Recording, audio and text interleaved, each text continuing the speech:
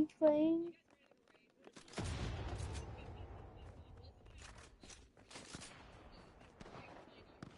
We're going to be playing some creative maps. And also grind range reload turbo so I can get Unreal. So there's a funny trick. Like there's this funny glitch that allows you to quickly get it to fly in 1v1 with every gun.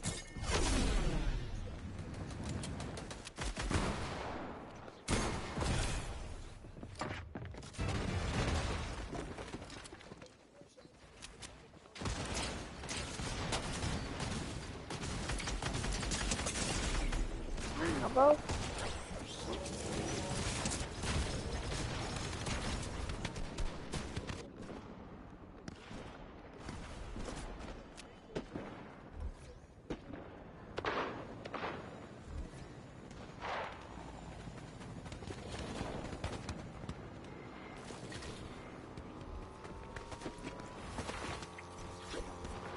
Pop the hop flopper, you need the hop flopper and go very frizz. So pop the hop flopper and leave one. Look at this. And then pop a strawberry frizz.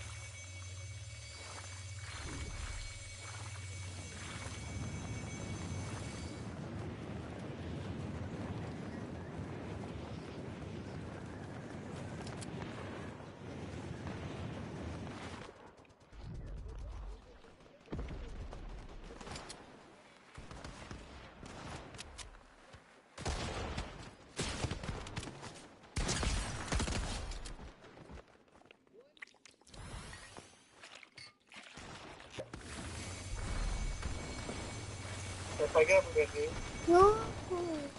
I don't want to go.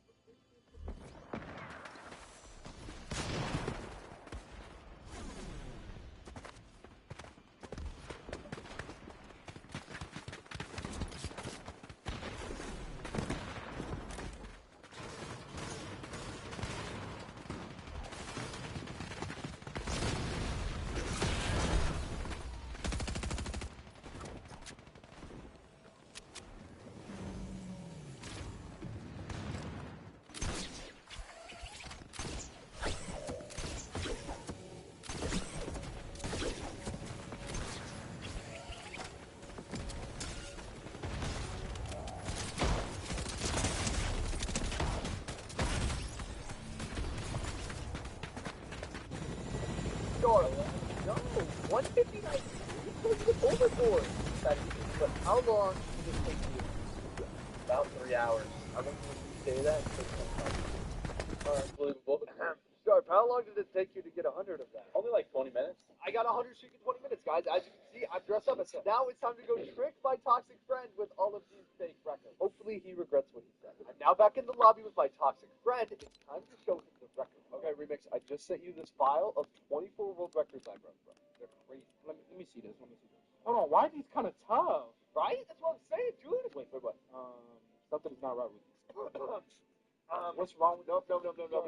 And if you guys enjoyed this video, be sure to click another video on the screen and subscribe to join the swag squad. I think he caught me. Hundreds of your favorite games from your favorite casino right at your fingertips. Try new games and exclusive titles you won't find anywhere else. Does being a girl make it easier to get gifts and prizes? Well, today we're answering that question. I'm going undercover as an e-girl to see if I can make this $0 account worth $1,000 in 24 hours. I'm only getting gifts. Starting with fake. Can someone gift me I'm a girl? Woo-woo. Oh, that's it. Hello, Spider-Man. Oh, he's a level 5. Gift. See if we get it. Come on, Spider-Man. Come on, Spider-Man. Oh, yo. You're kidding. That was so fast. And with that, our account is worth $8.11. But I forgot to mention, if I can't get the account to $1,000 before the 24 hours runs out, I have to literally delete this account, even if it's worth $999. Our next method, I have created a Fiverr page because I am a girl and will play Roblox Rivals with you. My price is $100, so if someone wants to play with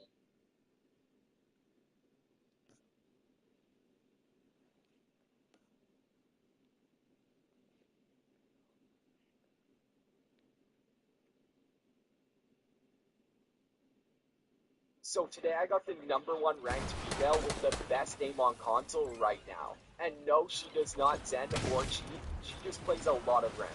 So today we will get her updated settings, because when dropping this amount of kills in reload, that is just insane for console. And the reason I keep getting her updated settings is because she's been #1 for 2 seasons in a row, and had the most wins in a single season of ranked. So I got to try her new settings in the new season of ranked, and I couldn't believe how good they were. We don't miss, bro, on these settings. Yeah, so these settings are actually crazy. Here's hard.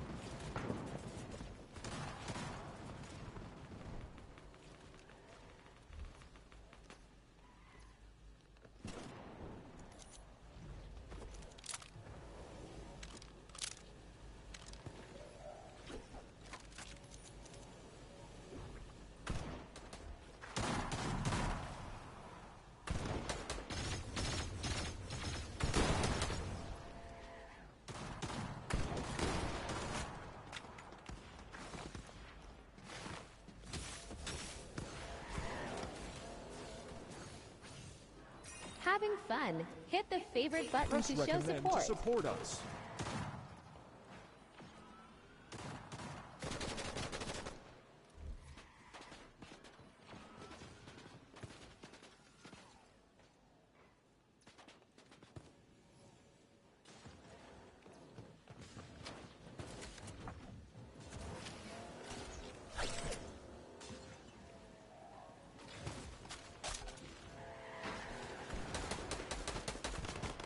So we know how I post the best aim settings and get some of the best aimers in the world. But what about the best settings for fast edits? So I got SJ the fastest controller player right now, and I got to spectate him in his 0 delay map to see how fast he was, and bro was moving.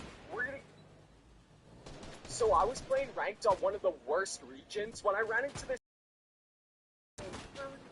I've never died to someone with over 30 kills, so I added him and said this.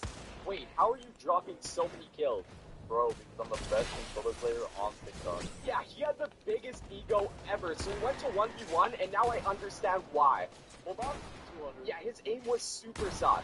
Nah, I don't see, bro. Bro, my settings are right here. These settings ended up being... So I was just casually playing my first unranked game of the new season when I... So I was playing ranked on one of the worst regions.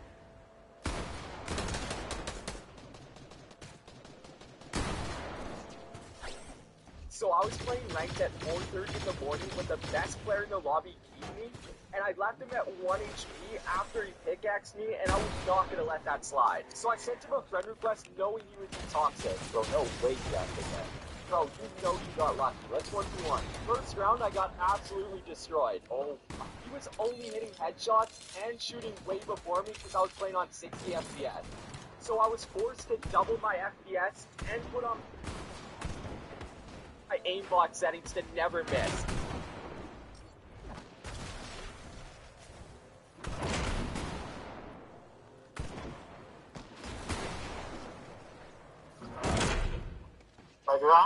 No. no. Why do I always have to go out? I don't want to, please. This is one time. I always have to go out. I don't want to, please. No. Please! Ah!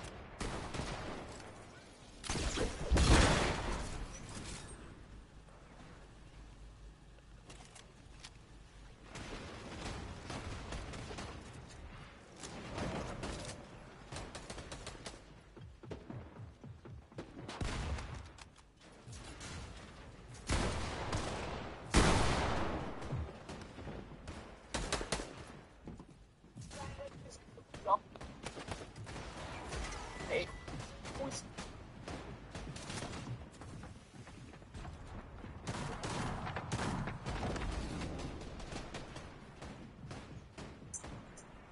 Don't go anywhere. Stay in the house, okay? Okay, Don't leave the house. I won't. If you're hungry, find me a talana. Okay. Switch the keyboard. Oh, wait. Oh, but I added the settings to this map for 24 hours. So I was playing ranked at... So today I got the number...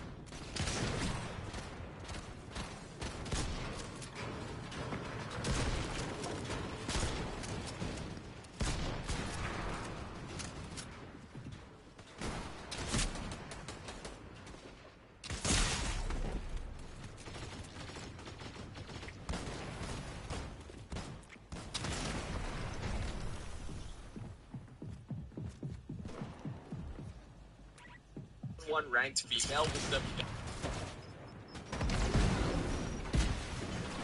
best aim on console right now. And no, she does not zen or cheat.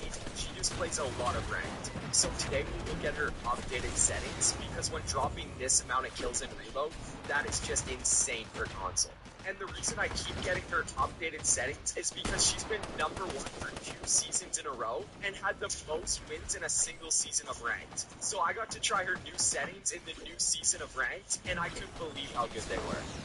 You don't miss, bro, these settings. Yeah, so these settings are actually crazy. Here's our...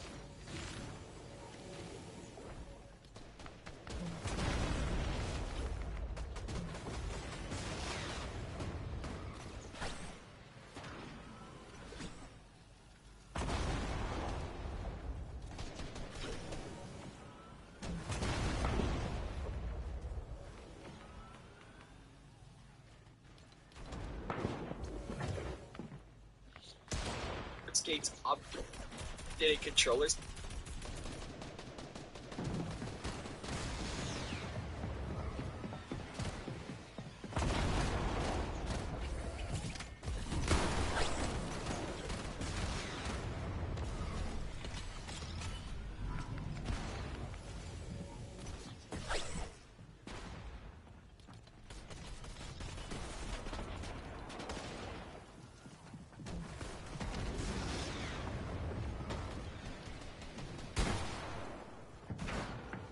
So today I got the #1 ranked female with the best game on console right now.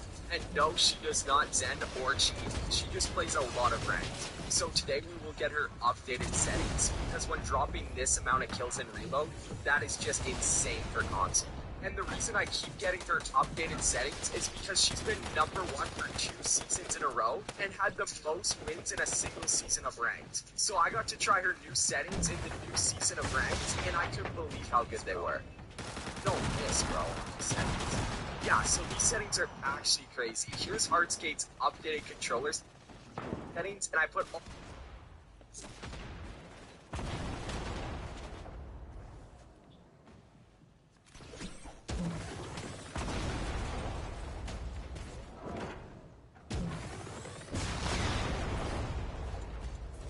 the best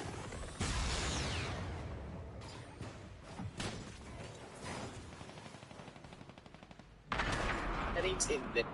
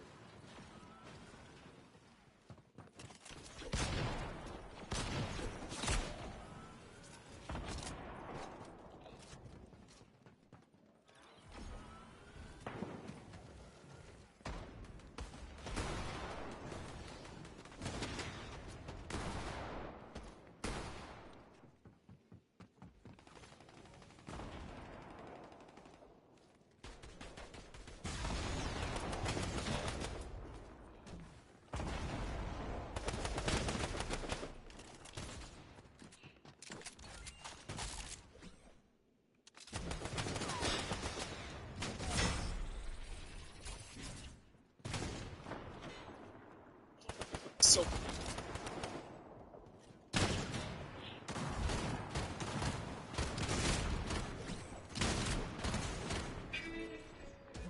Jordan Davis here. The driver left, not caring about the money. Picture this. It's 1 a.m. and you're about to stop working your shift as a food delivery driver, when suddenly you get an order for one thing, a medium Coke. You think, that's a little odd, but you accept the order anyway. But when you arrive to the delivery address, you see a massive house with no lights on. So you text the customer saying, I'm here, and they reply with, "Who's a lot?" Because this is an experience I went through, and what happened next made me quit that job forever. Let me explain. So when I was in high school, I used to be a Postmates delivery driver. I wanted to have a job, but I also wanted the freedom to only work when I felt like it. So this seemed like the perfect thing for me, and at first, it was. I genuinely enjoyed doing it until one particular night. Because there would be times where I would get a weird order, or the location I was supposed to deliver it to was a little sketchy, but nothing like this. This night was different, because there I was, at almost 1 a.m., with my eyes barely staying open after working 6 hours on a Postmates shift. And you might be asking, Tyler, why are you working that late? Well, I had a goal of making a certain amount of money that day, and I was super close to it, so I was just going to keep going until I finally got to it. But I got so tired that I was just about to forget about that goal and hit log off on the app, when suddenly, I get an order. My phone buzzes, and usually, I love that sound, because that sound equals money. But this time, it was different, because after looking at this order, I wanted to throw my phone out the window. The person ordering only wanted one thing, a medium Coke. No food, just a drink. And at first, I was annoyed. I was thinking, who orders just a drink this late at night? Like, why would you need a single Coke delivered at 1 a.m.? With all the fees and everything, a single Coke was going to cost like 10 times what it normally would if you just went to the gas station and got one. So that was a little weird. But then I looked closer at the map and saw just how far their delivery location was. Which, if you've ever been a delivery driver, you want the destinations that are far because that means more money. So I was like, okay, fine, I'll do this one last delivery, and it should get me to the goal I wanted to reach. The GPS took me down these winding roads, further and further from any city lights, and I've never been to this part of town before, so I wasn't familiar with it at all. But as I'm driving, with each turn, the houses got fewer and fewer, and it became more quiet. I had a weird feeling in my stomach about this delivery, but I couldn't pinpoint exactly what it was. I kept checking the GPS to make sure I was going the right direction, but after about 15 minutes of driving, it said that I arrived to the location. There was a huge iron gate that was rusted and creaking open, swaying around in the wind making sounds. So I stopped for a second, wondering if I should just leave the Coke at the gate and call it a night. But in this person's order, they specifically said to let them know when I got there and they would come out and get the drink. So I drove through the gate and up this super long driveway, but when my headlights shined on the house, I was shocked at what I saw. It was a massive old mansion just sitting there in the dark, except for one flickering porch light that kept flicking on and off as if it was sending some sort of signal. Parked my car on the steps that led up to the front door, and I turned off my engine, which made everything quiet. When my lights turned off, I noticed that there was no TV glow from windows, no kitchen lights, nothing inside the house that actually showed someone was inside there waiting for their drink. So I sat there for a minute, thinking about my choices. I could just drive away and say I wasn't able to find the place, but I'd already come this far, and canceling now meant no payment at all. And I needed that money, because this was back during prime Fortnite days, so you know I was saving up to buy those female Fortnite skins because they looked cooler. So I grabbed the drink Chill. and got out of my car. The house was so dark that I had to turn on my phone flashlight, which honestly didn't really help. The front yard was a mess. There was a bunch of overgrown grass that literally went up to my knees. Like I was waiting for a snake to come out and bite me. If a snake bit me, would you get the venom out? Okay, I don't know what I was doing. When I finally reached the front door, I took a second to catch my breath, then I knocked on the door. Not too hard at first, because the silence around me was so heavy that any noise felt super loud. But after knocking, no answer. So I tried again. Knocking louder this time. Still, nothing but silence. Not even footsteps coming to the door or a voice calling out, "Just a minute," just silence. I stood there for a few seconds trying to decide what to do. Finally, I pulled out my phone and texted the customer through the app. "Hey, I'm outside with your order." The reply came back almost instantly, which was weird because it seemed like no one was home. My phone buzzed, and I looked down to read a message that made me question this whole situation. It said, "Door is unlocked. Come upstairs." 4 words that sent chills down my spine. Or is it 5 words? No, is it 6? Door is unlocked. Come upstairs is 1 word. It's 5 words. I stood there for a solid minute, just staring at my phone. There was no way I was going inside this creepy house. I mean, I was doing Postmates for a couple months up to this point, and I was never asked to actually come inside the house. So I'm thinking to myself, this has to be a joke, right? But then I remembered how far I'd driven to get here, all the gas I wasted, and I knew the payment for completing this job was going to be a lot, just based off the travel I had to do. And like I said, I needed those female Fortnite skins. Plus, if I cancel the order now, I might get a bad rating, which would mean fewer deliveries in the future. I tried calling the customer, thinking I could just maybe ask them to come to the front door, but the phone rang and went straight to voicemail. A generic automated voice told me to leave a message, so I hung up without saying anything. That made everything feel even weirder. Like whoever ordered the Coke, they didn't want to speak to me over the phone. I stood on their porch, wondering why someone would order just a medium Coke for delivery to a destination this far out. Was it some kind of prank? Or was it something much, much worse? Was someone watching me right now, laughing at the dumb delivery guy standing on their porch? Or was someone waiting inside, hoping I'd be stupid enough to enter a stranger's house alone? My brain kept screaming at me to leave, to just drop the drink and run. But something else, the Fortnite skins, made me reach for that doorknob. So I gripped the cold metal knob and turned it slowly. And just like they said in the text, the front door was open. No resistance. No locked door to save me from my bad decisions. Just a door swinging in the darkness, inviting me in. So I stepped inside. The door creaked open, and I swear it sounded like those horror movies when I stepped inside. The first thing I noticed was how massive the entryway was. It was almost completely dark inside, except for this weird orange glow coming from the end of the house. I stood there for a second, still holding that stupid medium Coke, wondering if I should just set it on the ground and leave, because the house looked like someone could have lived there, but they definitely weren't taking good care of it. So after not finding anyone, I shout out loud, "Hello? My voice bounced off the walls, coming right back to me, making the house feel even more empty than it was. Once again, I didn't get an answer back, just silence. But it was the silence that felt like someone was watching me. The air inside the house was freezing cold, way colder than outside, and it smelled musty. As my eyes adjusted to the darkness, I finally realized where that orange glow was coming from. It was a candle. Not an electric fake candle either. A real candle with a real flame, placed with one at the end of this huge hallway and another at the top of the staircase, which meant someone had to actually be here to light these candles. I took a few steps further in, with the floorboards creaking underneath my feet. I saw the staircase they mentioned and started walking. Each step made the house sound like it was going to fall apart, getting worse and worse as I went higher. When I got to the top of the staircase, I said out loud again, but this time I was a little more quiet because I wasn't sure. I wonder how a new book can help grow my business. If I wanted an answer anymore. Still though, no response. When I reached the top of the stairs, I saw another light coming from the end of the hallway inside a room, with the door slightly open so I could just see it. I figured that was where this person must have been. I recognized the carpet under my feet was super worn out in the middle, almost as if thousands of people have walked this same path many times. I stood at the top of the stairs for what felt like forever, just trying to convince myself to leave the drink and get out of there, but I'd come this far already. If something was going to happen, I just accepted it. I was really wishing now that my parents put me in martial arts when I was younger, instead of a bunch of other sports that I sucked at anyway. When I reached the door at the end of the hallway, I just stood there, staring at it. My hand was shaking as I reached out to push it open, so I slowly tapped the door, opening it, but the room was completely empty, except for the candle lit up inside. The flames cast these weird dancing shadows on the walls that made it look like someone might have been in there, even though I was completely alone. Or at least, thought I was. Because the windows were covered with what looked like old bed sheets. Yellow and stained. They were nailed to the window frames, blocking my view of the outside. Was it maybe to keep people from seeing inside the house? Or was it maybe to keep people from inside the house to not be able to look out of it? I wasn't sure. So now I shouted to the point where anyone could hear me. "Hello, I have your drink!" But the silence that followed felt heavy, as if it was pushing against me, and that's when I heard it.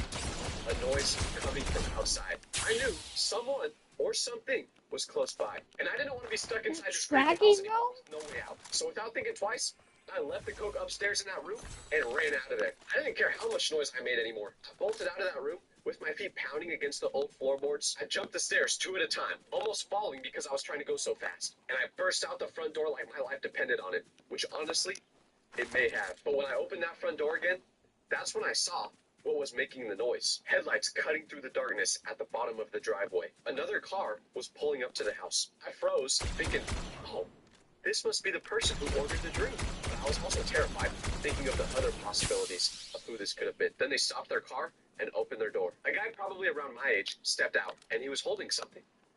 A small cup. When he saw me standing there, he looked confused. "Postmates delivery?" he asked. I had no idea what was going on, but he just said that. I thought this must have been a glitch in the Matrix. I ran over to him, probably looking like a complete maniac at first, and he looked scared of me, probably thinking that I was the one ordering that drink. So that's when I asked him, "You're a Postmates delivery driver too?" "Yeah." Then I told him, "So am I. But I got a delivery order for a drink here, and no one came to pick it up." Then he says, "Huh, that's weird. I just got an order to bring a medium Sprite to this address." Now I knew something fishy was happening. He pulled out his phone and showed me his screen. It was the same address as mine. Same customer name and order too. Just a weird request for a medium drink. No food at all. A couple of things were right about this situation. One, in all my times of working for Postmates, no one ever just ordered a drink by itself. And they especially wouldn't do it 2 separate times just to double their delivery fee. Not in this economy. I don't care how big your house is. Ain't no one gonna be able to afford that. Then I asked him, "Do they also tell you to go inside because they're waiting upstairs?" And he says, "Yeah, how did you know?" We stood there in the driveway, completely confused, just trying to make sense of what was happening. And that's when he pointed to something near the edge of the yard that I didn't notice earlier. "What's that over there?" So I looked at where he was pointing and saw a worn down sign in the tall grass. We both walked over to it, using our flashlights to see better. And that's when we saw a for sale sign, covered in cobwebs and dirt, as if it had been there for a while. Now things were starting to get freaky, and not the type of freaky that I like.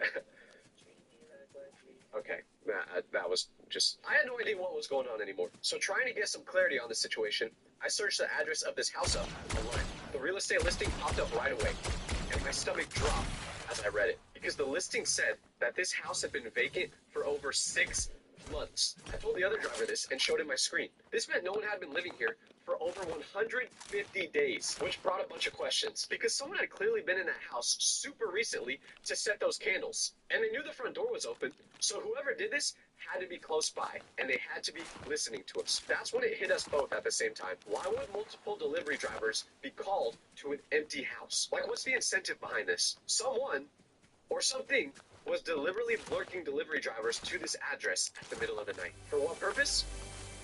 Well, it wasn't a good one, because after this realization, the driver left, not caring about the money he was giving up, and told me that I should do the same. He didn't need to tell me twice. We both jumped in our cars and got out of there. But I couldn't stop thinking about what the reasoning was for all of this. All I knew was that someone had gone through a lot of trouble just to get these delivery drivers to go to this abandoned mansion in the middle of the night. And I had a feeling I wasn't the first delivery driver to go through this, and the person that came after me wasn't going to be the last. So the next day, I made a really dumb decision, because I couldn't get this house out of my head, trying to figure out the truth behind this whole scenario. So I decided to go on this horrible Wow. line where delivery drivers share scary stories about creepy deliveries they had in the state I was in. So I searched up the name of the street from the order to see if anything popped up, and what do you know? I found multiple posts about that same house. Different drivers, different delivery apps, but the same pattern every time. They order just one drink with instructions to come inside, and when they get inside, there's a candle lit up. The exact same thing that I experienced. Apparently, this had been happening for months.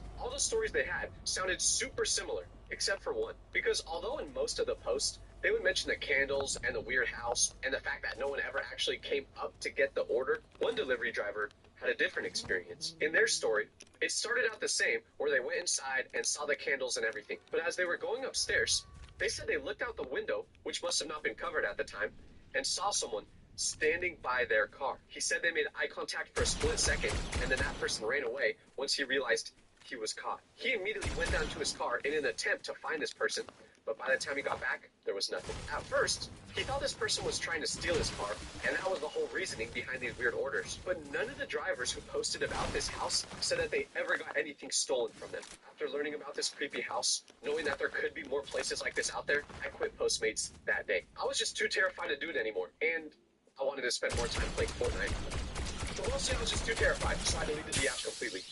But here's the thing that still freaks me out. About a year ago, I randomly thought about this story for the first time in a while. So I decided to drive back by that house, but in the daytime, just to see if anything had changed. But when I arrived, what did I see? Nothing. The house was demolished. So I don't have the answers to what was really going on inside this house, and after it got demolished, I probably never will. But if there's one thing I know now, it's that I will stay unemployed forever. Let's skip this one. Robinhood Gold is offering 4% APY with high yield cash.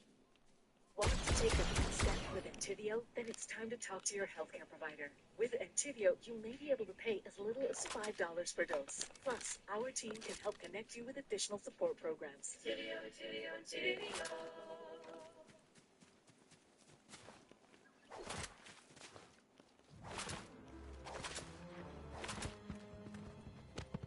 The Zodiac Killer, Ted Bundy, the Freeway Killer. What do all three of these infamous serial killers have in common? They all used hitchhiking as a way to find their next victim. So after learning this information, it's probably safe to say that you should never pick up a hitchhiker because chances are it won't end well, right? Apparently that's not what I thought, because a little over a year ago, I was traveling from Joshua Tree, California to Los Angeles because I was at a friend's birthday party. Now, for those of you who are familiar with that area, it's about a 4 to 5 hour drive, and let me tell you, it is not a scenic one. You see, Joshua Tree is in the middle of the desert, so it's an area with a lot of open land, and hypothetically speaking, it's a great area to hide a body because the odds of someone finding it are very slim.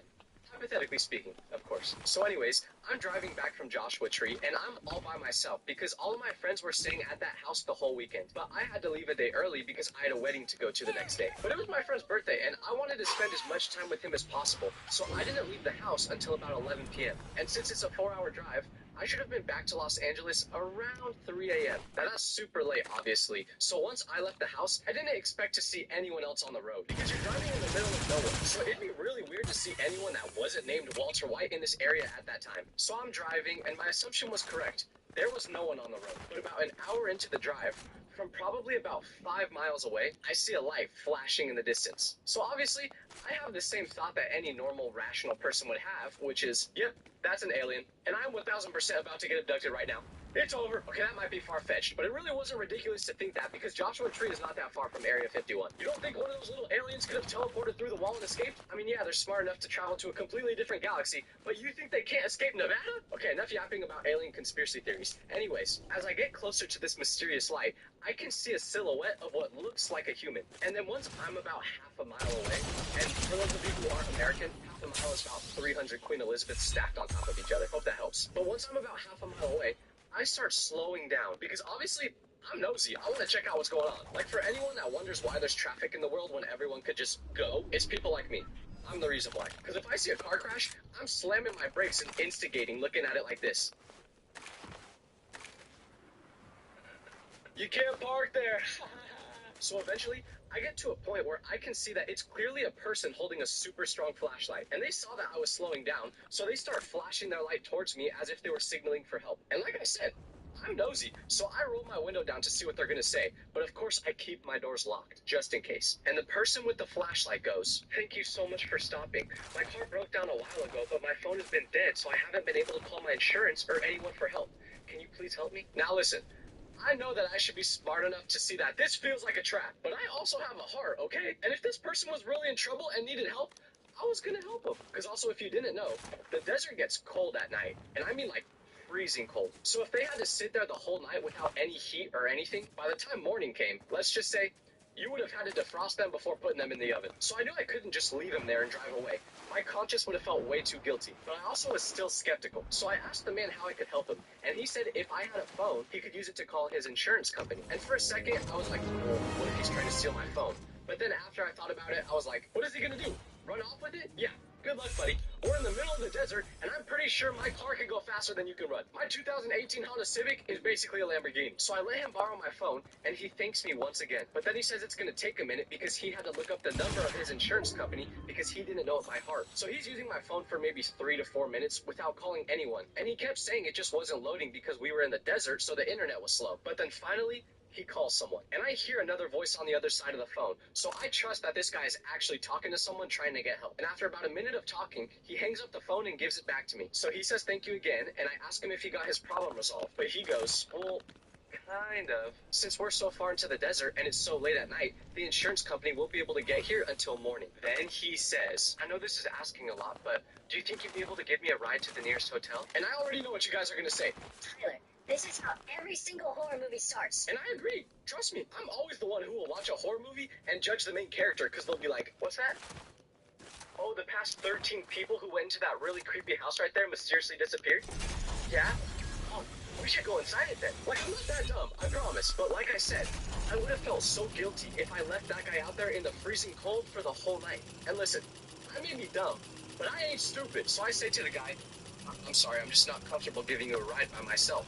How about I call the police and see if one of them could pick you up and take you to a hotel? But the moment I brought up the police, his face looks grim and he goes, no police, please. So now I'm starting to lean to the side of, oh, okay, you're a Ted Bundy impersonator, aren't you? So now I really don't trust him because of how he responded. But then he goes, sorry, I would just prefer to not have police out here. The plates on my car are updated and I really can't afford a ticket right now. I'm already gonna have to pay to get my car repaired, as you can see. Okay.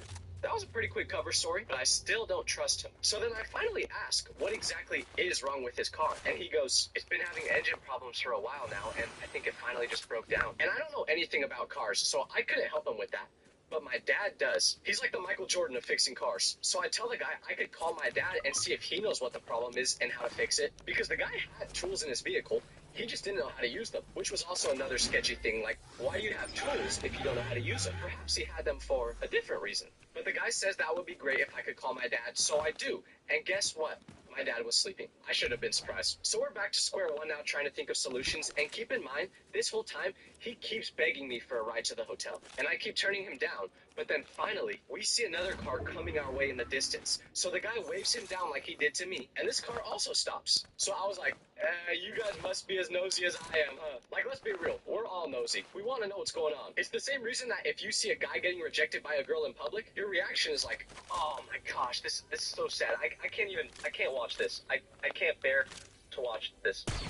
Meanwhile, the whole time in your head, you're thinking, can this please keep going because it's so entertaining? That's just how humans are. I really hope that part was relatable, or else I'm gonna sound like a crazy evil person. But anyways, the person who just came asks what the issue is, and the hitchhiker explains it to him and asks if he could give him a ride to the nearest hotel. But the difference between me and the other car that stopped was this car had 4 people in it. So if this guy was actually the next Ted Bundy, he was gonna have to turn into LeBron in the finals to take all of them on. And they were all bigger guys too, so I don't think they were as sketched out or worried as I was that this guy would harm them. So after explaining his story, the people agreed to give him a ride. And I just drove off and got home about 4 hours later. So that's the end, right? The hitchhiker was just a normal guy who genuinely needed a ride with no ulterior motive, right? I wish. But no, that wasn't the case. Because about a week later, I'm watching the news.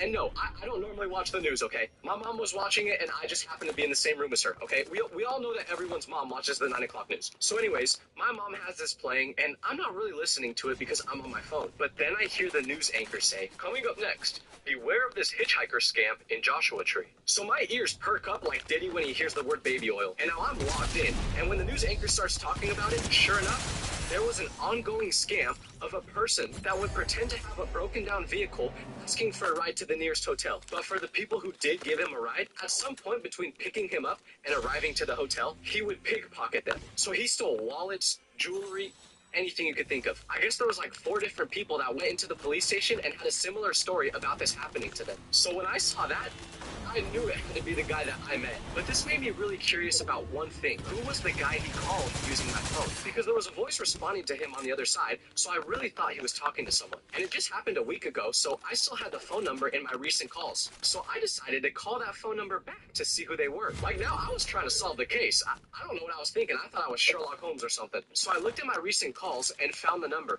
and then I called it myself. But when they picked it up, I could hear slight breathing, but they didn't say anything. So I said, hello, is anyone there? And after about 2 seconds of silence, they just hung up without saying a word. So I tried calling back right away, but when I did that, without ringing once this time, it went straight to voicemail. Why did that happen? They blocked my number. So I don't know if this person was Robin and the hitchhiker was Batman or what, but either way, this is why you never act like the people in the horror movies.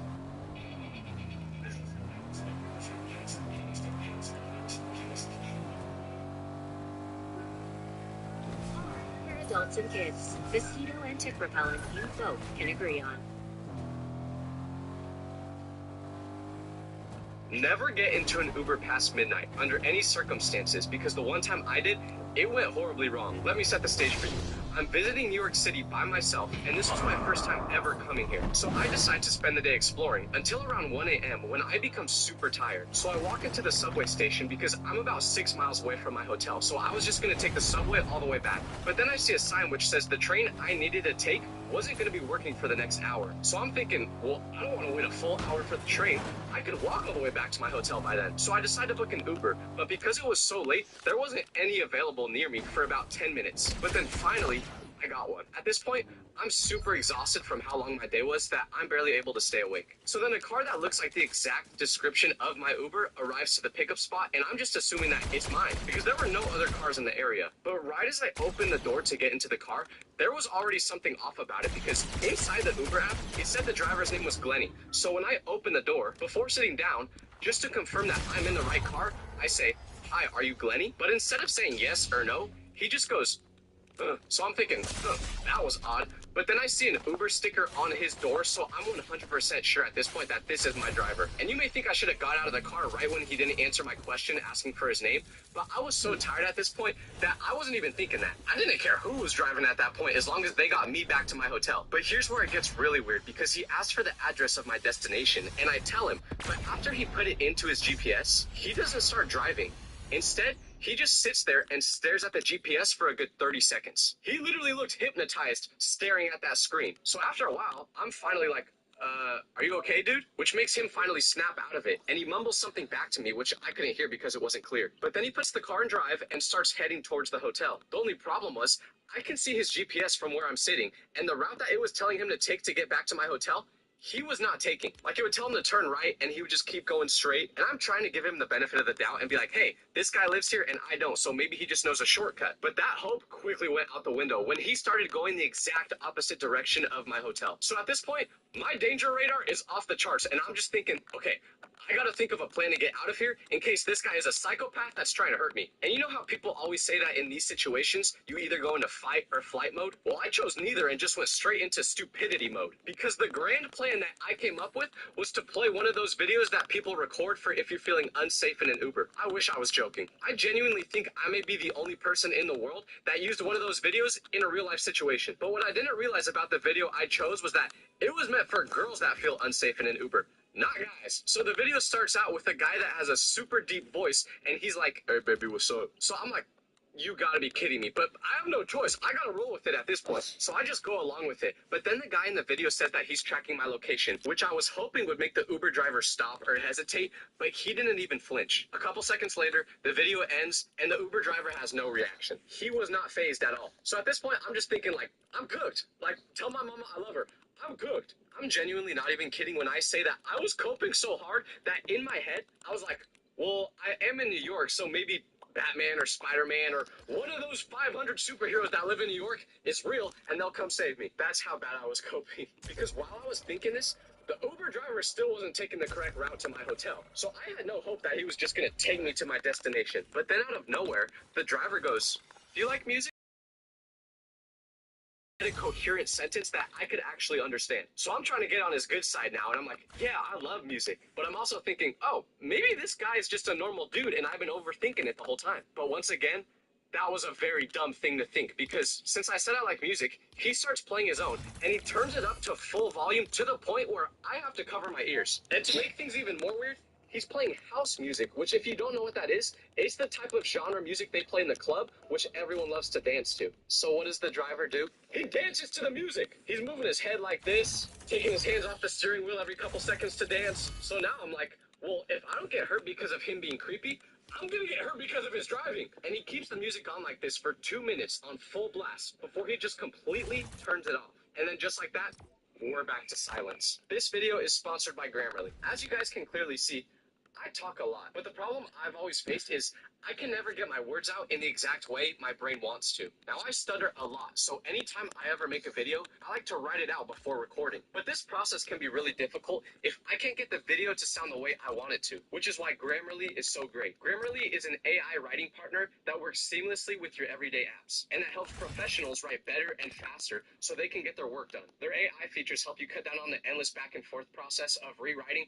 over and over and over again, and also helps with tone adjustments in just a few clicks, not a few hours. There's so many scenarios where I try typing out my videos for hours without being able to get them to sound the exact way I want them to. But with Grammarly, that process is cut down immensely. Now, of course, you guys may not all be making content, so you might not need this for the exact same reason I do. But that's okay, because Grammarly gives you personalized writing suggestions based on your goals, context, and audience. Writing to your mom is different than writing to your boss. Grammarly gets it and adjust your tone based off who you're talking to, which is a huge help. But the best part about all this is that Grammarly and all the features I just mentioned are free to use. Sign up and download for free using my link.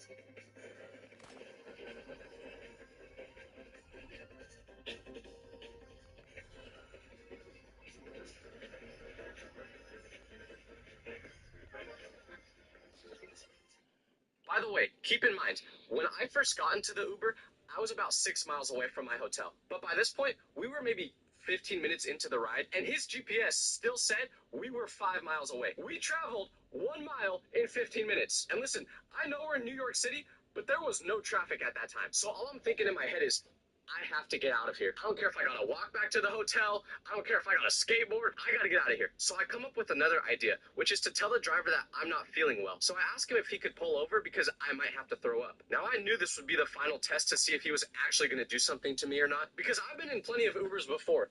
They do not want you to throw up in their car. So if you give even the slightest hint that you might do that, they'll pull over immediately. But that's not what this guy does. Instead, he's like, oh, here, have some water. And he hands me a water bottle from the cup holder in the front. But I wasn't born yesterday. I know what's going on. And I'm just thinking, brother, there is no way in the world I am drinking that bottle that probably has Diddy juice in it. Like, I know how this goes. I take one sip of it, I fall asleep, and when I wake up, all of a sudden, I can't remember what happened the last 48 hours. So I politely decline and insist that I really need him to pull over because I'm going to throw up.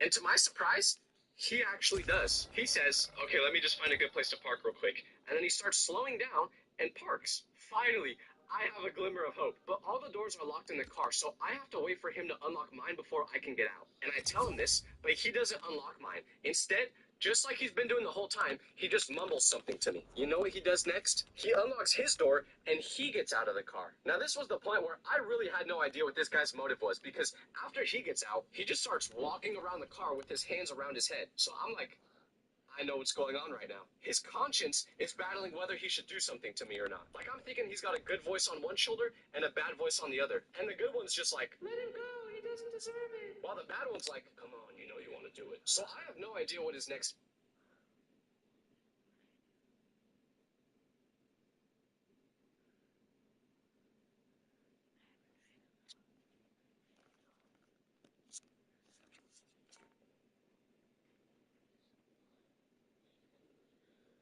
move is going to be. But then it all starts to make sense because of what happens next. After a few minutes of pacing around the car, the dude throws up.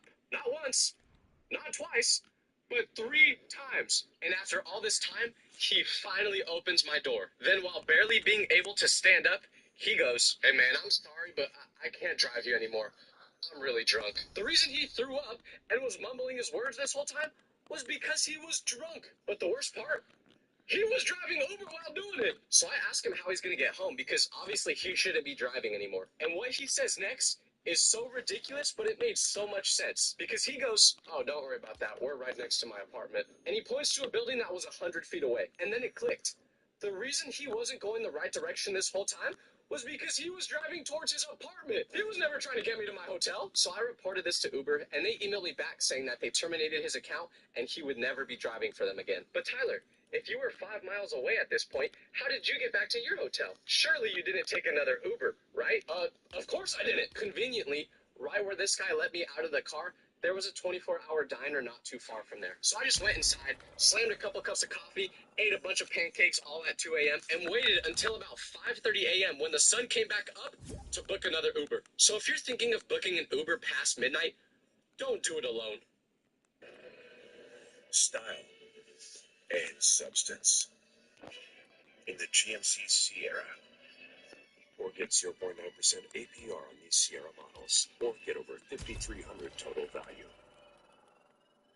Checkers and Rally's $4 unbeatable meal deal changes everything. Your choice of sandwich plus fries, drink, and an apple pie. Just $4. It's too much. You can never have too much flavor. Get more for your $4. Only at Checkers and Rally's. Imagine this. You get tricked into joining a cult, and not like a silly fake one. No, a real dangerous cult. But by the time you realize what you just got yourself into, it might be too late to escape. Because this is exactly what happened to me during my first year of college. Let me explain. So when I first showed up on campus to college, I didn't know a single person. Everyone seemed to have their friend groups already, making plans as if they'd known each other forever. Meanwhile, I was just sitting alone in the dining area at school checking the weather in Cupertino. So I was super desperate to make friends. I didn't care who it was. At this point, I was so down bad that you could have been the person who doesn't return their shopping cart at the grocery store, and I still would have been down to hang out. But because of this desperation, I befriended the person who got me into this whole mess. Now, I'm not going to say the person's actual name, but for the sake of the video, let's just refer to him as Charles. Get it? Charles? Colt? Yeah, hopefully you get the reference, or it's just going to sound stupid. Anyways, Charles was the first person at college who I became friends with, and I should have known from the first time he talked to me that he was trying to manipulate me, because one day after class, I was on my phone not talking to anyone, trying to be that cool, mysterious guy, when in reality, it just made people think I couldn't talk and I was autistic. Not a joke, by the way. That's something that someone has actually told me before, because I just would never talk. I know I yap a lot on here, but in person, I'm shy. But it was in this moment where Charles tapped on my shoulder and asked if he could sit next to me. Of course, I said yes, and at first, he didn't say a word. He just sat there looking around as if he was waiting for something to happen. But then out of nowhere, he compliments my shoes. So I said thank you, and I'm pretty sure the next thing he told me was something the cult taught him in order to recruit me. What did he say? Out of nowhere, without ever previously talking to me, he told me about how he's really struggling to find friends, and he feels like everyone else already had their friend groups. Now, does that sound familiar? It's almost like that's the exact same thing I said I was feeling. So I'm fairly confident Charles knew I felt this way, and that's why he even approached me in the first place. Because think about it, if you're a cult, it's probably a lot easier to convince people like me who are super lonely and look like they don't have an IQ over 5 to join, rather than a normal person. Not saying my IQ is 5 though, mine's way higher. Matter of fact, I took an IQ test the other week and I got a score of 45, which I'm pretty sure is above average. I'm gonna check actually. What is the average IQ? Not all order is created equal. The Open Total Active Prevention System is engineered to be 15 times more effective at fighting the cause of oral health factors. It's our best science ever to prevent problems before they start. The dentist ready with no pain total. 100? Okay, whatever. The test I took was probably just wrong anyway. I guess I can see now why they thought I was an easy target. But anyways, Charles started talking to me about how hard it was going to a new school. And at the time, I thought he was just a kid in the exact same position that I was. So it was really nice to hear that I wasn't the only one going through these struggles. And we became friends very quickly. We'd hang out all the time. And for the first couple of days, he seemed completely normal. And we would just do normal, regular, non-cult things like CrossFit. Just kidding. CrossFit is definitely a cult too, but that's not the one this video is about. So after the first couple days of hanging out with each other, that's when Charles told me about the deli he worked at, which once again, I won't say the name of, but I will tell you, if you really want to find it, you'll easily be able to look it up and find the exact place I'm talking about after watching the full video. Me being unfamiliar with the area, I had never heard of this deli, and at first, I just assumed it was a normal place to eat. I had no reason to think otherwise, but when he was telling me about his job, he said that I should totally come and eat there because he could get me free meals. Being the broke college student I was, my eyes lit up when he said that, because if there's one thing you should never do when you work at a restaurant, it's offer free meals to your big back friends. I was about to live in that deli until I realized what was going on there. Because the first time I stepped into the deli, it just was a little bit weird. Why do I say that? Well, the actual deli itself seemed like a normal place that made great sandwiches. But when you started interacting with the workers more, that's when you start to question what was going on there. Because it almost felt like the workers there were straight out of the movie Get Out. What I mean by that is it felt like they were all hiding something. You could just tell by the way they acted that that was not their normal personalities. And I'm not saying in like a, oh, they're just trying to be good servers way. No, it felt different. And the weirdest part was when my friend was working, he was like this too. Outside of work, like a normal dude. But when he was in that deli working around all those other people, he started acting different. I noticed this the first time I went into the restaurant, but I didn't really think anything of it because I wasn't aware of the cult at the time. Like, I just assumed they had a strict boss or something that made them act this way. But besides the employees themselves being a little strange, the deli, they had great food, and it was free every time I went. So I was Yo, Micah. because I was there so Hello? often, I got to know more of the employees. Sure, they were all a little weird, but they were really nice, and that was enough for me because, like I said, I didn't have many friends when I first got here. So the people at this deli practically became my new friend group, and eventually, after going there so often, my friend asked if I would ever want to work there, and this is where it all went downhill. Because I saw this as a chance to meet new people and make some money. So I said yes, but little did I know how bad of a decision this would be, because although I thought I was saying yes to a job at a deli, in reality, I was saying yes to joining a cult. That may sound absurd, but trust me, it'll all make sense soon. So when I agreed to work there, I didn't know any details about the job. I just said yes right on the spot when they asked me because I was so desperate. I didn't care what the job paid or anything like that, so I didn't ask a lot of the questions that I probably should have. Because if I had, I would have learned that they don't run this place like a normal restaurant. What do I mean by that? Well, if you worked at this deli, you weren't an employee. You were a volunteer because none of the people that worked there actually got paid. They were just working there by choice. And like I said, I didn't ask any of the questions I should have before taking the job, so I just assumed when it was my first couple days of working there, I thought there would just be a check that came in after 2 weeks. But no, that's not how it worked. And I found this out about 3 days into the job when I was low on cash. And I was wondering when that first check would come in, so I asked my friend about it, but his response was weird because he was kind of just like, oh, yeah, it'll be okay, don't worry. Well, that doesn't answer my question. It'll all be okay is what I want to hear after I just failed my third math test in a row. Not when I'm asking about getting paid, but once again, I just brushed it off and assumed that it would all be okay. And what happened next is where everything started to really make sense, but also get really scared at the same time. Because I wore a hat with the name of the deli on it that they gave me to school with, and all of a sudden, every kid at school was staring at me, giving me weird looks. I used to be invisible in college, yet now, people were looking at me like I was P. Diddy. I just sneak another Diddy joke in there. I'm pretty sure that's 6 videos in a row now. I don't know why I keep saying that, but seriously, that's how everyone reacted to seeing me. I would make eye contact with someone, and at first, they would maybe let out a smile or no expression at all, but the moment they saw my hat, they looked disgusted. It was literally like this. You would have thought my hat said something ridiculous on it, like Michael Jordan's better than LeBron for being the 45 IQ civilian I am. I didn't put two and two together to realize that people were giving me weird looks because of what the hat said. I thought they were so disgusted on my comically large forehead that they were giving me nasty looks. That was until I got to class. And I was pretty friendly with the kid that sat next to me in this class. So when I sat down, I said, what's up? But as he's saying hi back to me, he looked at my hat and started laughing. Since I actually knew him, I was comfortable with asking him why everyone was doing this. So I said, why does everyone keep having weird reactions to seeing the top of my head today? And he was like, Hi. It's obviously the hat. But I was confused because everyone else's reaction to seeing my hat was pure Can you add me? Yeah, sure. I can add you. And I was like, yeah, everyone's been acting really weird when they see my hat, and I don't get it. Then he was like, well, you really don't know.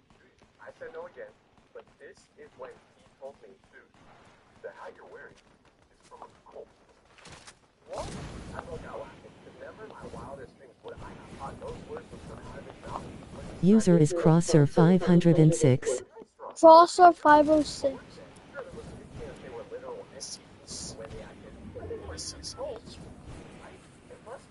I was literally working there now, and it seemed like a normal restaurant to me. So I said back to him, all right, actually though, what's the reason you were laughing at the hat? Then he told me he wasn't joking, and of course I still didn't believe him. So that's when I said, I know you're lying because I worked there. But the moment I told him that, he went from laughing and smiling to a completely straight face. Then he goes, wait, you actually? And I told him, yeah, how else do you think I got this hat in the first place? I don't know, I thought you just got it as a joke to wear ironically. So he finally started to believe that I truly did work there, and he looked me straight in the eyes and said, dude, you need to quit now. So I asked what was so bad about the place, and he told me, go on your phone, search up the name of the deli and the word cult, and see what pops up. So I go on to Google and do just what he says, but I never could have prepared myself for what I was about to see because the results were so much worse than I could have ever imagined. Let me just read you the first article that popped up when I searched this. The blank deli had gained notoriety for its extreme beliefs and allegations of poverty. And then it went further, stating in collected FBI interviews, there are multiple allegations of the K. communities of the tribe associated with the deli. Law enforcement has placed a release of the deli's locations in multiple states. One article called it a cult disguised as a sandwich shop. To put it lightly, I could not believe what I was reading. Oh, but Tyler, what else did you expect when they came classified that into a cult? I don't know. I thought you were calling it a cult like how Lana Del Rey or Playboy Cardi fans think they're in a cult. Not a real one. Dog, I thought we were just making sandwiches. So after doing as much research as I could into this place, I figured out how the cult worked. The deli was how these cults make money. You know how I said the people who worked there didn't get paid? Yeah, that's because all of the employees were a part of the cult. So they were just volunteering to work there like the other people. So this explains why all the people who work there just a little bit of all the things I read about this place. I needed to dissociate myself with it as fast as possible. I wasn't sure if I was even safe anymore, but I couldn't do that before talking to my friend Charles because I trusted him and I thought I knew him. So in my mind, there was no way he could have possibly been a part of this cult too. And I was just like, oh, he must have been tricked into working here just as I was, and he has no idea about what's really going on. I didn't know about the genius things this deli does. Surely there was a chance he didn't either. So I texted him a screenshot of these articles talking about the deli being a cult, and I asked if he knew anything about it, and he just responded with, don't worry about that. It's a bunch of lies. But dog, there's pages and pages worth of information about this place online, and they weren't saying this place was safe. Comment from some Yelp reviewer that didn't like the service there. No, just about every single person online that are being like, yeah, it's well known that this place is a cult, and all the people that work there are a part of it. Like, dog, they caught you in 4K. You can't say it's a bunch of lies now. So when Charles said that, I realized he must have been part of it too. And I told him I don't think I can work there anymore. But he just texted me back saying, so as an average movie watcher and true crime enthusiast, I could see exactly what was happening here. I was going to walk into that deli the next day to quit, and it would be completely dark inside, except for a bunch of candles lit on the ground, and all the cult members there would be wearing masks, looking straight out of a movie, eyes wide shut. Then gas would suddenly spray out of the ceiling, I'd pass out, and next thing I know, I wake up and they're burning me at the stake. Your boy was about to do his sacrifice. That was a logical thing to think, at least. So, of course, I wasn't going back to that deli. I thought if I just didn't go back and I forgot all about that place, everything would be okay. But that was naive to think, because when Charles noticed that I didn't show up to work the next day, he texted me asking where I was. So I just didn't respond. But then he tried calling me. Of course, I didn't respond again, and he kept chasing me until eventually I blocked their number. Everything possible to make sure I would never see him again, because based on everything I read about this cult, there was a chance Charles could have been dangerous. So I thought it was over, and I was okay as long as I never went back to that place. But I should have known better than to think a cult would just let you leave that easily. Because a couple days later, you know who shows up to my apartment? Charles. I look through the people, and then I tell him to go away because I was not about to be turned into a pig on a stick for the cult's amusement. So I was keeping that door shut. But then he told me he could explain everything. So we just opened the door. I told him I didn't want to hear the explanation, nor did I care. But I also told him to stay away from me, and I don't want to ever see him again. After a few minutes, he realized the door was not going to open, and he left. To this day, he hasn't tried to contact me since. So I don't know if I just wasn't working there long enough for them to show me all the really cool stuff they do behind the scenes or what. And honestly, I'm glad it happened. Because at the end of the day, I didn't get harmed, but I did get some free sandwiches. And I can't lie. They may be a cult, but man, do they know how to make those sandwiches. Protein packs for strength and recovery. Every day is real nutrition for real life.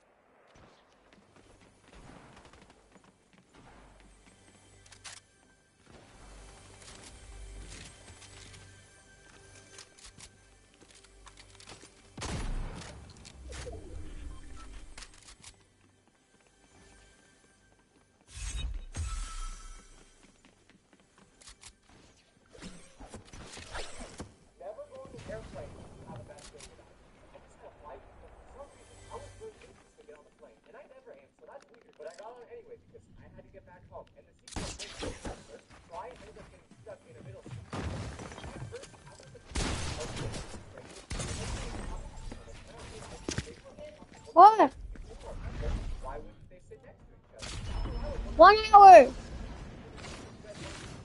they both said no, and I'm pretty nasty.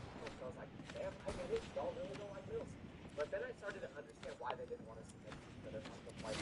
Because the whole time we were in the air, they were talking But I was stuck in the middle. I was like a ping pong ball getting bounced. And you were like, I don't like this. I don't like this. Anyway, all of us are saying, this is going to be such a life.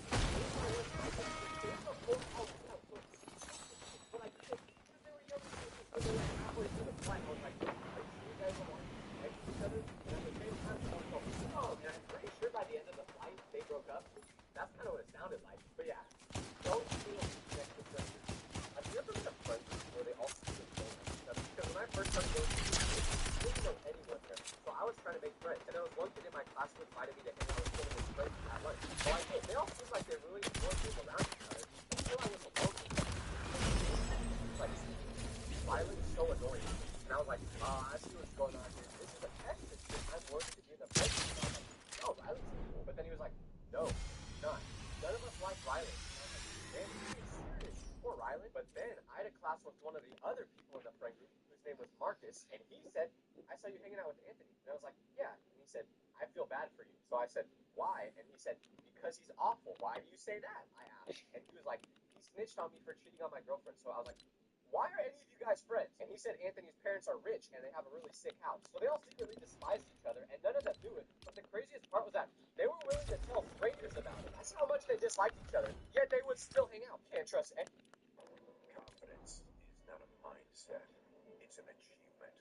In the GMC Sierra HD AT4X. Get 3.9% APR on GMC Sierra heavy-duty models. Anyone. Nobody talks about how scary it is to be friends with someone who doesn't have an inside voice. Because I have a friend like this. One time we were at a restaurant and a person with crazy hair walks in and sits at a table right next to us. So what does my friend do? He turns to me and he goes, look at that person's hair. They're wearing a wig. Immediately I'm just thinking, okay, yeah, that was it. We're going to have to put you down. Because normal people just don't act like that. But anyways, the person with the wig looks at us as if she can't believe what just came out of my friend's mouth. Understandably. But I just pretend that I have to go to the bathroom so I can get out of this awkward conversation. But then it gets even worse, because when I get back from the bathroom, I tell my friend that one of the toilets was clogged. And what does he say? He goes, you clogged the toilet? And a bunch of people just give our table a super weird look. So at this point, I'm like, why do you still have vocal cords? Like, I've heard people on roller coasters scream more quietly than you talk. But the key to being friends with these type of people is just don't take them in public. Let them scream at their house. You may have done something embarrassing today, but it wasn't as embarrassing as what I did. I was talking to a mom that has a special needs son, but she didn't say what type of disability he has, and because I'm on TikTok way too much, I accidentally said, oh, is his son acoustic? Instead of saying autistic. She was like, are you asking if he likes guitars? And I didn't even realize I said it wrong, so I said, what does his disability have to do with guitars? And she said, you asked if he's acoustic. My face instantly turned red. That was the last time. I need to throw my phone off the floor. Do not take my comment section's advice on how to flirt with a girl. Because on another video, I asked the comment section to get advice on how to flirt, and one person said, make a private story with just a girl.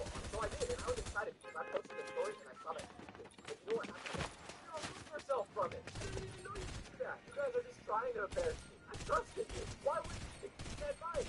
Why do lawyers get dangerous criminals out of jail? And I just saw a video where a guy threw Molotov into a liquor store while laughing, and the lawyer was questioning how he got his sentence for 12 weeks.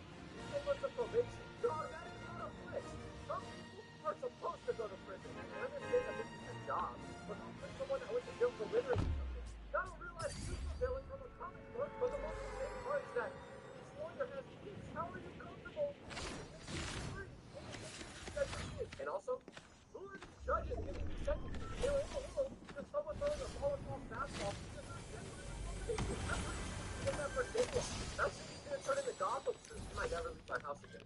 I'm never bringing my friend around a deaf person again. Last time I did, this went horrible. I've been learning sign language.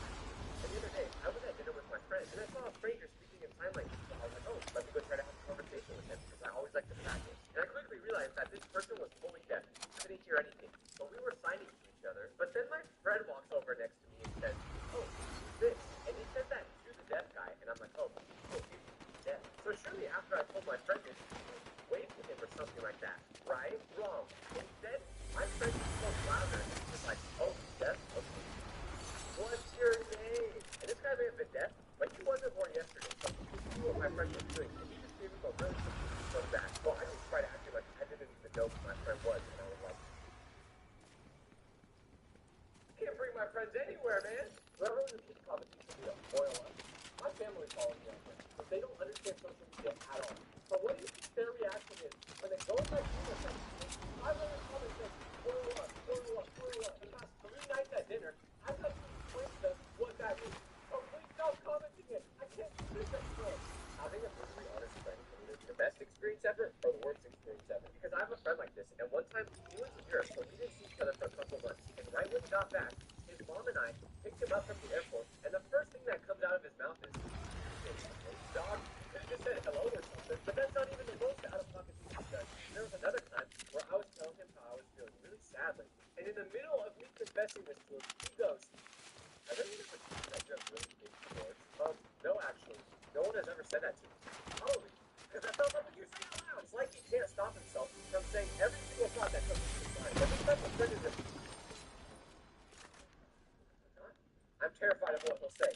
Having a different taste in significant others than your friend is great, but also horrible at the same time. It's great because you never fight over the same person. Every girl that I've ever liked, I never had to worry about my friend losing him or feeling yeah, but anyway, it's horrible because whenever I would like a girl, I would tell my friend about it, and I would be like, "Whoa, I think this girl is my soulmate. She's the prettiest person I've ever seen." And then he would be like, "What do you like so much about her?" And I would just be like, "Well, I like her style, I like her personality, I like her smile." But then he would just say something so absurd that he would be like, "Whoa, the girl you like so much is that about if I adopted her, I would hate her."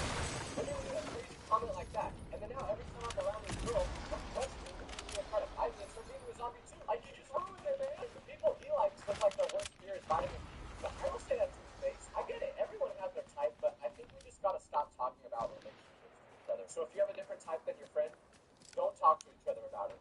Have you ever heard someone pass away in such a ridiculous way, like seriously? Because I knew someone who was like old, like if you flew on her, she would probably shoot them. Well, everyone in their life made sure to never make sudden movements around her because they didn't know if that would end her. Well, sadly, it did. Because if poor lady walked into a Bass Pro Shops for the first time, and if you don't know what Bass Pro Shops looks like, there's a bunch of taxidermied animals all over the place. So she did not know that. So when she walked in, she saw a taxidermied lion that looked like it was about to attack her like this. And this lion scared her so much that she had a heart attack on the spot and passed away. It's not funny. Anyone that's ever watched a lot of those lines stop together, I think I figured it out. I was at a restaurant, but I drove over to really bad. So I quickly ran into the bathroom and went to the stall. But when I was on the toilet, I had to walk in and I didn't do that first. Until I heard these people. They sounded a lot like girls. So I went to the stall, and that's when I realized I ran into the woman's restroom instead of the men's. So I just stayed as quiet as possible, hoping that no one would hear me. But while I was in there, I heard this sound go off. And the flash was going on like every second in there. It felt like a flood. So I realized this group of girls was having a full-on photo shoot in the bathroom. But the worst part was I was waiting until they left to get out of their stall because I didn't want them to see me in the women's restroom. But they stayed in there for so long that I just had to sit in the stall for like an hour. Okay, it wasn't that long, but it felt like it. I'm not even joking. I almost fell asleep. I was really cold. Have you open here?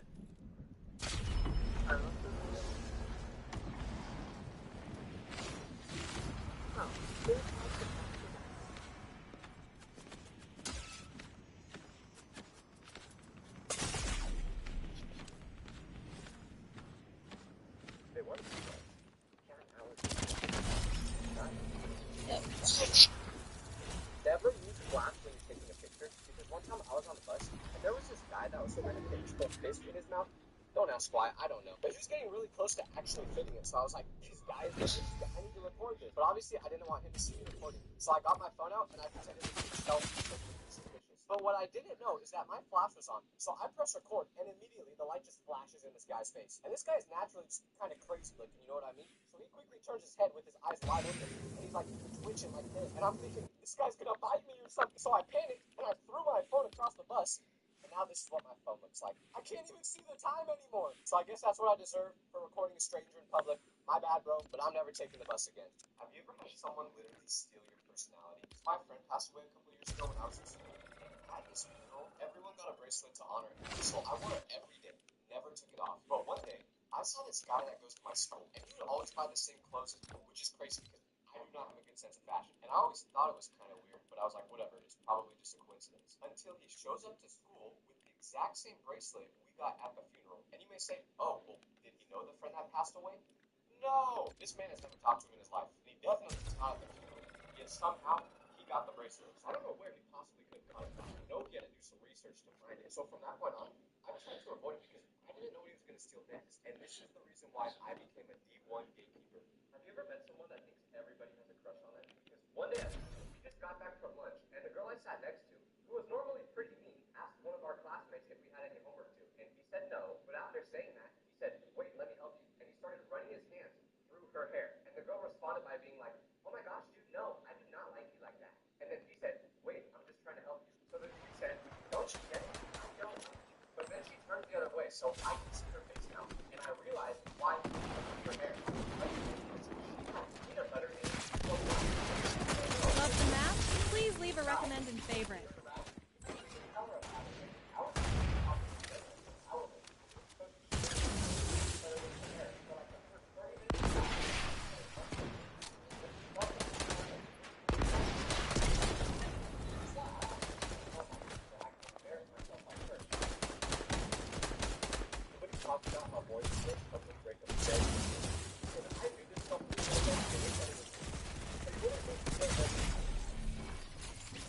they broke up. I had classes with both of them, so I saw the guy at school. He cut all his hair off, so I asked him when he did that. He said, I was in the military. So I was like, when did you make that decision? And he said, yesterday. Dog, I was scared to go to the so wrong. But for the girl, she didn't show me school for like a week. And then this one day, I see a teacher like, and then I looked at her a little closer, and I realized it was the girl from the relationship. I just didn't recognize her because she changed her hair from brown to blonde, and she completely changed the way she did it. This is terrifying because all my friends have to ever get done something. Let's be real though, that's never gonna be. Have you ever met someone that's love language is literally like the video they have is more than enough. They don't know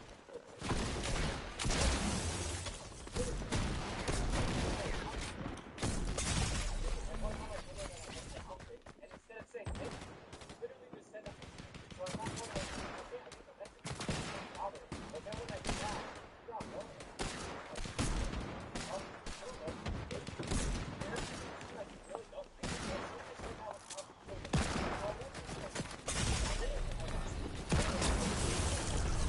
But the scariest part about being friends with people is when they're actually, you can't tell because that's how they both are. It's almost wiring.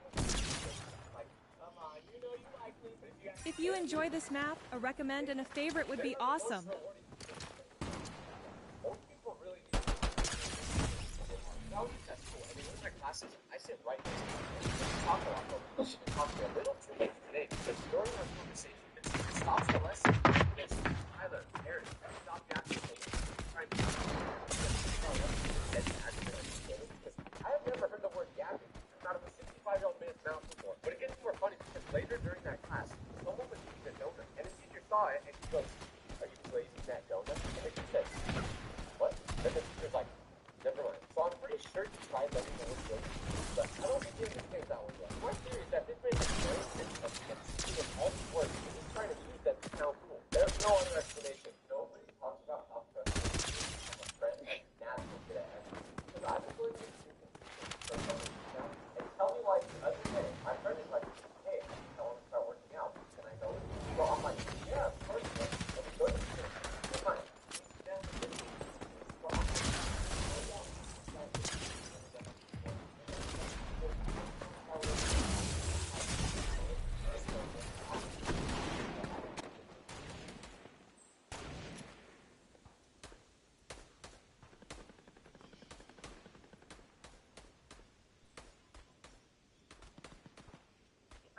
Hello.